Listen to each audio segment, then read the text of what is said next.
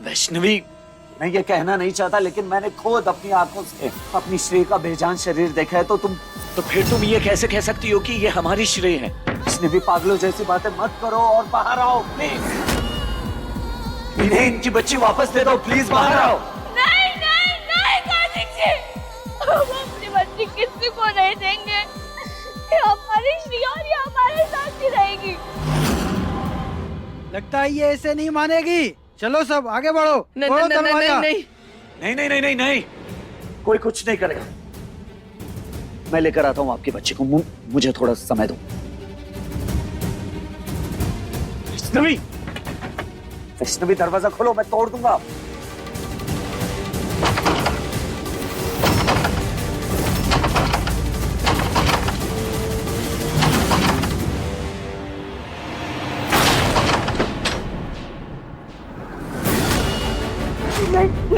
नहीं कार्तिक जी, हम अपनी बच्ची को नहीं देंगे। नहीं देंगे कार्तिक, नहीं देंगे, नहीं देंगे, हम नहीं देंगे।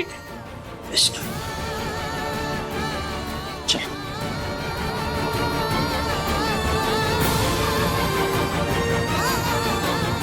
अरे मेरी बच्ची देखो, क्या हालत। झूठ बोल रही हैं आप, आपकी बच्ची नहीं है ये। कार्तिक जी, आप पुलिस को फोन लगाइए। वो जो लेडीज हवलदार थे ना हमारी जेल में डिलीवरी के समय, वो वहाँ पे थी। वो एक बार में पहचान जाएगी बच्ची को। आप फोन मिलाइए उसे, पुलिस को फोन मिलाइए कार्तिक जी। पुलिस आ गई तो हमारा जेल जाना तय है। क्या पूछते हैं? पुलिस का नाम लेंगे तो हम डर जाएंगे? पुलिस तो अमीरों की मुट्ठी में होती है। बच्चा किसी का भी हो, आपका ही कहेगी। देख लो आप सब लोग, ये ऐसे जोर आजमाइश करके हमारी बच्ची को हत्या रहे हैं। नहीं, हम ऐसा नहीं होने देंगे। आज आपकी बच्ची ले जा रहे हैं, कल किसी और का बच्चा जाएंगे। हम इनकी दादागिरी नहीं चलने देंगे। छीन लो इससे बच्ची।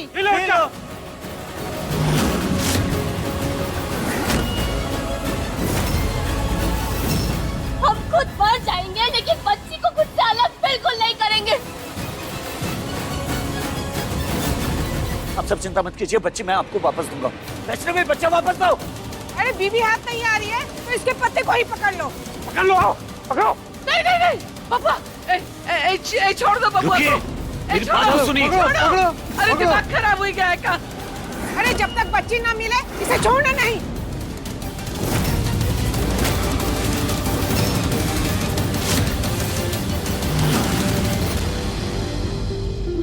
भैया, ये कैसी दुविधा में डाल दिए आप। एक तरफ अपनी बच्ची है और एक तरफ हमारे पति। किसकी रक्षा करें हम भैया? रास्ता दिखाओ हमें।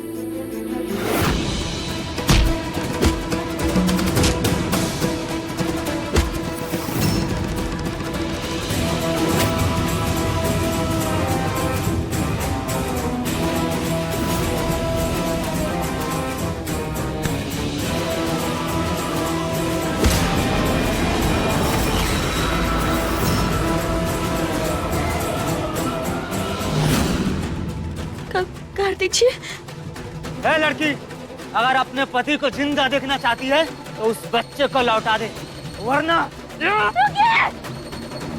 ठीक है। जल्दी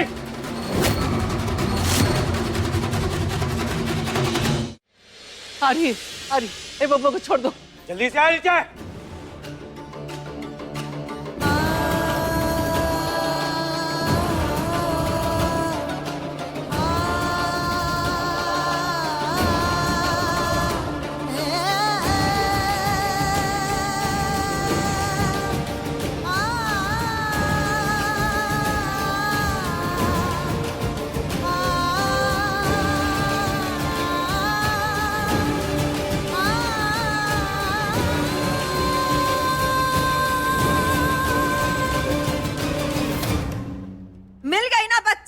अब निकलो यहाँ से। बस्ती का नौटंकी लेके चले आए हैं हमारे घर में। जाओ।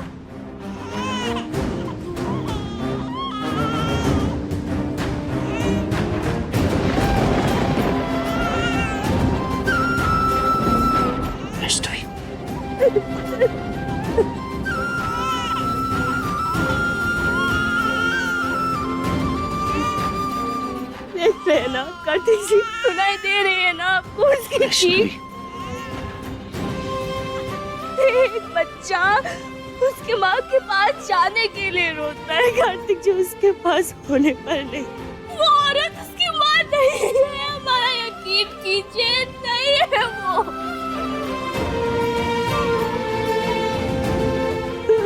वैष्णवी, मैं तुम्हारे दुख को समझ रहा हूँ और मुझे ये भी पता है कि वो औरत एक अच्छी माँ नहीं है। तुम्हें उस बच्ची की परवाह है, इससे ये साबित नहीं हो जाता ना कि वो बच्ची तुम्हारी है। हाँ वैष्णवी, मेरी बात ध्यान से सुनो। एक बच्ची को खोने के दुख में दूसरे बच्ची के होने के खुशी को हम नहीं भूल सकते। हमें उसके बारे में भी सोचना होगा। लेकिन कार्तिक जी, वो बच्ची वैष्णवी, कुछ नहीं होगा उस बच्ची को, कुछ नहीं होगा। तुम ही कहती हो ना कि छठी मैया संसार में हर एक बच्चे का ख्याल रखती है, तो छठी मैया है उस बच्चे का ख्याल रखने के लिए। हाँ, तो तुम उस बच्ची के बारे में सोचना छोड़ो और हालत देखो अपनी, क्या हालत बना दिया है तुमने। हाँ,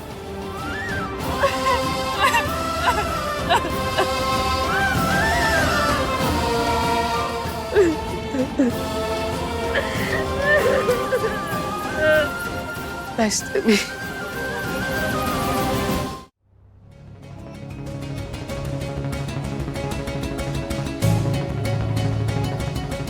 मैया, यदि दीदी के दुख आपके अश्रु का कारण है तो आप उनकी सहायता क्यों नहीं करती मैया? क्यों उनके कष्ट दूर नहीं कर देती? क्योंकि हर घटना घटित होने का एक समय तय होता है शैशव।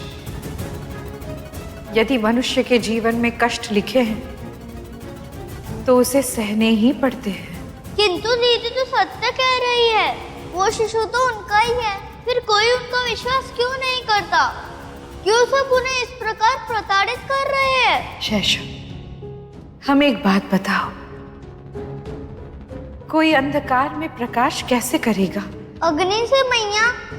और अग्नि कैसे प्रज्वलित होगी? उसके लिए तो किसी जलने वाले वस्तु की आवश्यकता होगी मैया, जैसे लकड़ी की। किंतु अचानक ये प्रश्न क्यों? तुम्हें ये समझाने के लिए कि यदि मनुष्य को जीवन में अग्नि समान प्रकाश चाहिए हो तो उसे लकड़ी समान जलना ही होगा। यदि मनुष्य के जीवन में महान कार्य करना लिखा हो, कलयुग में प्रेम और सत्य का प्रकाश फैलाना लिखा हो, तो उसके जीवन में चुनौतियां भी उतनी ही बड़ी होंगी। आज जो संघर्ष वैष्णवी और उसकी दोनों पुत्रियां कर रही हैं, वही संघर्ष आगे चलकर उनके रिश्ते का आधार बनेगा और वो दोनों अपनी नियति को प्राप्त करने में सफल होंगी। तुम्हारी राधा तो रानी बिटिया है ना, रोती क्यों हो? हम जानते हैं तुम्हें अपनी बहन की याद आ रही होगी ना, आएगी भी क्यों नहीं। 8 महीने तुम दोनों अपनी माँ के गर्भ में साथ ही तो रही हो, पर तुम बिल्कुल चिंता मत करना। हाँ गुड़िया, तुम्हारी मैया है ना, और तुम्हारी मैया की भी मैया है, वो हमारे साथ अन्याय नहीं होने दे सकती। तुम देखना, हमें हमारी श्री वापस जरूर मिलेगी, जरूर मिलेगी बेटिया, जरूर मिलेगी।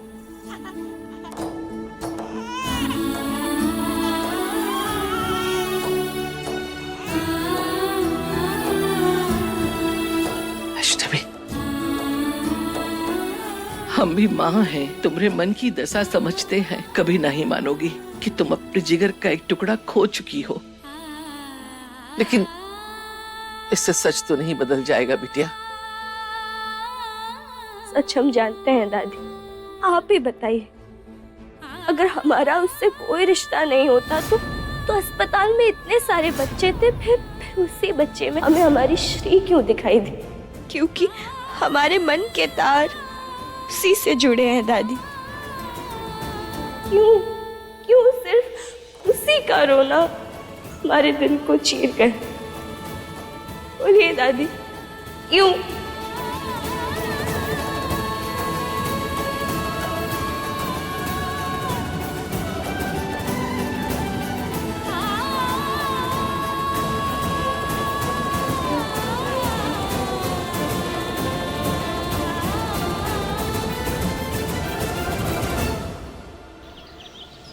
राधा रानी बड़ी शयानी है, पिए दूध और करे नादानी। ओलो लो लो लो है। कैसा लग रहा है बिटिया रानी? आज तो आपकी छठी की पूजा है। देखो देखो देखो कैसी चिकन चिकन हो गई हो तुम तो, है। सूरज की रोशनी हो गई है, चंदा की चांदनी हो गई है हमारी राधा रानी। ओले ओले ओले ओले, देखो देखो कैसे हंस रही है। अब हम तुमको तैयार करेंगे, हैं? कैसे तैयार करेंगे? पहले हम आँख में गजरा लगाएंगे ऐसे, फिर उसके बाद में पाँव में अलता लगाएंगे ऐसे। ये माता रानी के पाँव में ऐसे अलता लगाएंगे। ये देखो, काहे कि तुम तो साक्षात हमारी मैया का रूप हो ना। और छठी के दिन हम अपनी मैया को सजाएंगे नहीं। छठी के दिन तो वैसे भी बच्चों को अच्छे से सजाया जाता है।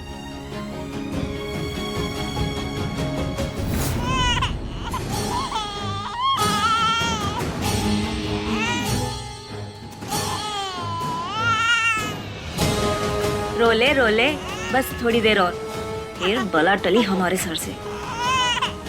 अब करेंगे अच्छे से तैयार, तभी तो दाम अच्छा मिलेगा। फिर इसका जो हो सो हो, हमारी तो ऐशी ऐश होगी, पैसे ही पैसे मिलेंगे, पैसे ही पैसे मिलेंगे।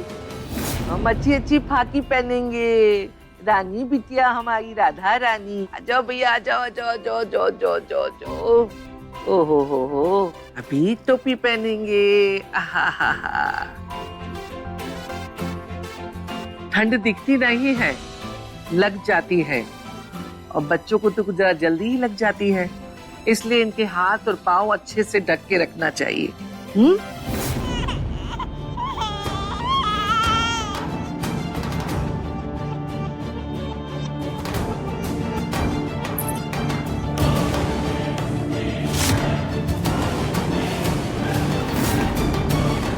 जितना चमकेगी दाम उतना ही अच्छा मिलेगा। हम तो थाना अस्पताल में ऐसे उलझे रहे कि महाकुंभ शुरू हो गया। पता ही नहीं चला। वही तो दादी, इंटरनेट, सोशल मीडिया, न्यूज़पेपर, हर जगह पर महाकुंभ का चर्चा है। कहा जा रहा है लगभग 40 से 50 करोड़ लोग आने वाले हैं। तो 12 साल में एक बार आने वाला पावन पर्व है ही। और लोगों का का गिनना, बहुत भीड़ जुटती है। साधु संतों के दर्शन, गंगा स्नान, मेला तो लगेगा ही लगेगा। अब देखो हमको कब अवसर मिलता है कुंभ नहाने का। हे मैया, मन इतना अशांत क्यों हो रहा है, जैसे कुछ बहुत बुरा होने वाला है। जरूर श्री को हमारी जरूरत है, कहीं फिर वो किसी मुसीबत में तो नहीं। वैष्णवी, जी कार्तिक जी। सॉरी, मैं तुम्हें बताना भूल गया था। कमिश्नर सर से मिलने के लिए मुझे शहर से एक दिन के लिए बाहर जाना पड़ेगा। जाने का मन बिल्कुल भी नहीं कर रहा है तुम्हें और राधा को छोड़कर, पर जाना पड़ेगा। वो तो है कार्तिक जी, पर कोई बात नहीं, आप जल्द से जल्द काम खत्म करके आ जाइएगा। दादी, मैं तैयारी कर लेता हूँ। आराम से जाना। अरे वैष्णवी। जी दादी। लगता है तो सोए गई। वैष्णवी, ये तुम रख लो। लो। इसमें क्या है दादी? हम अपनी राधा रानी के लिए बनवाए थे।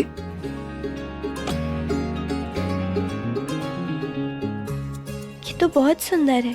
इको छठी मैया को छुआ के इको पहना देना। आज राधा बिटिया की छठी पूजा है ना, आज बहुत शुभ दिन है। आज तो हमारी दोनों बेटियों की छठी पूजा है। यहाँ राधा को तो सबका दुलार मिल रहा है, लेकिन श्री पता नहीं किस हाल में होगी। कहते हैं जन्म के बाद आज ही के दिन भगवान बच्चों की किस्मत लिखता है। ये कड़ों के रूप में इको छठी मैया का आशीर्वाद मिलेगा तो इका तो जीवन संवर जाएगा, है? ये तो सही कहा आपने दादी। और हाँ, इन कड़ों पर मैया का कुमकुम डाल देना याद से। हाँ? किस्मत तो आज हमारी दोनों बेटियों की लिखी जाएगी। और 2 दिन में जो हुआ है उसे देखकर ऐसा ही आभास हो रहा है जैसे एक की किस्मत दूसरी से ठीक उल्टी लिखी जाएगी। समय निकला जा रहा है मैया, और हम हमारी श्री के लिए कुछ कर नहीं पा रहे। हम क्या करें मैया, कैसे बचाएं उसे? अब तुझे कोई बचा नहीं सकता, दुगने दाम मिलने वाले हैं मुझे। मैया, इस स्त्री ने निष्ठा की सारी सीमाएं पार कर दी है। ये एक शिशु का मोल लगाकर उसका व्यापार कर रही है। ये दृश्य हमसे नहीं देखा जाएगा मैया, हम ऐसा नहीं होने दे सकते। शैशव, तुम नहीं मैया, आज हम आपकी भी नहीं सुनेंगे। दीदी ने हमें राखी बांधी है। इस संबंध से हम राधा और श्री के मामा हुए, उनकी रक्षा करना हमारा धर्म है और अधिकार भी, और मैं अपने कर्तव्य से पीछे नहीं हटूंगा।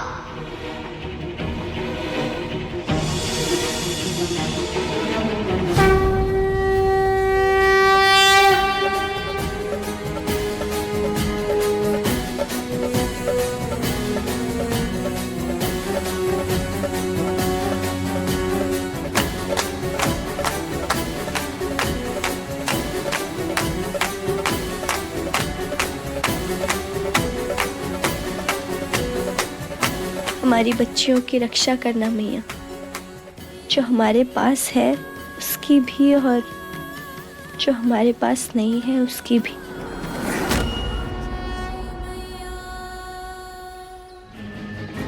हम पैसे लेकर आ गए, बच्चे को ले आओ।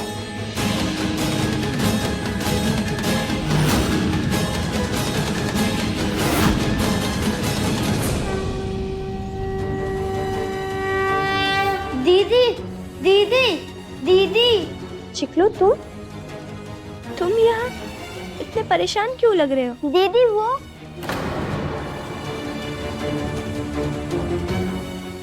मुझे दीदी को कोई आवश्यक सूचना देनी थी, किंतु क्या थी वो सूचना? मैं इतनी जरूरी बात कैसे भूल गया मैया? बोलो शैशव, क्या बताने आए थे?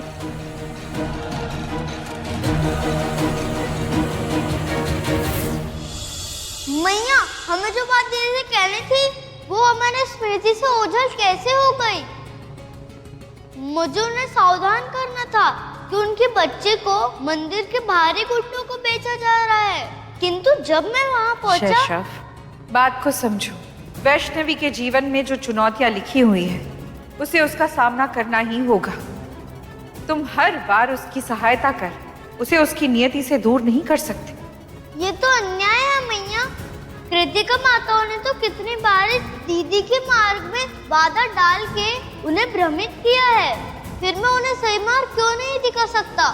क्योंकि तुम मनुष्य रूप में उसके समक्ष जाते हो और कृतिका माताएं मनुष्य रूप में वैष्णवी के समक्ष नहीं जाती। किंतु मैं दिव्य रूप में दीदी के समक्ष गया तो दीदी मुझे देख ही नहीं पाएंगी। दिव्य रूप में तुम उसके समक्ष नहीं जा सकते, किंतु उसे मार्ग तो अवश्य दिखा सकते हो।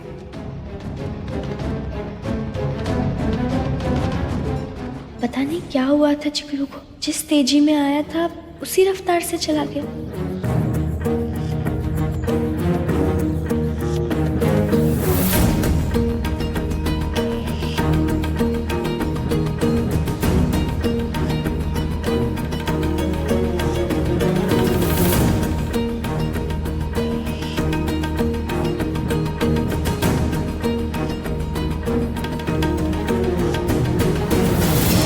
दिव्य रूप में तुम उसके समक्ष नहीं जा सकते, किंतु उसे मार्ग तो अवश्य दिखा सकते हो।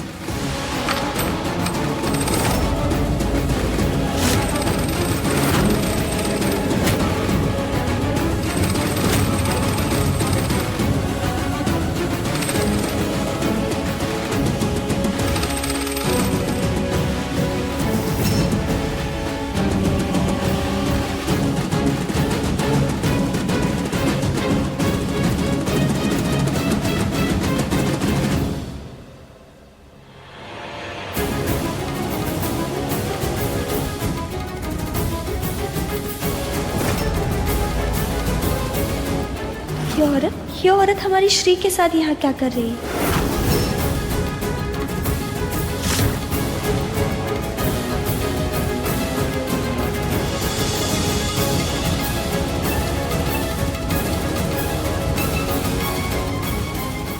रुको।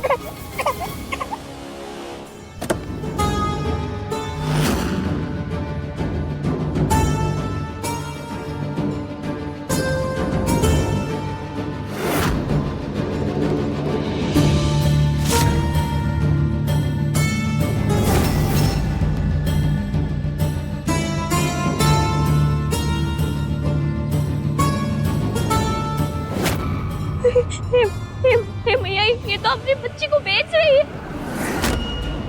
इस उम्र की बच्ची का अपना ही फायदा है। 12 साल की उम्र तक भीख मांगेगी, उसके बाद तो जिंदगी भर।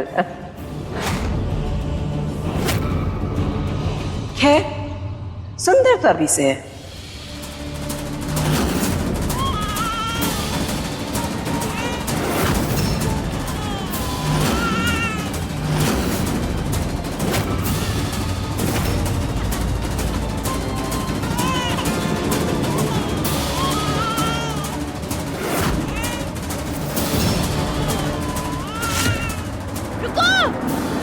गाड़ी रोको, हमारे बच्चे, हमारे बच्चे।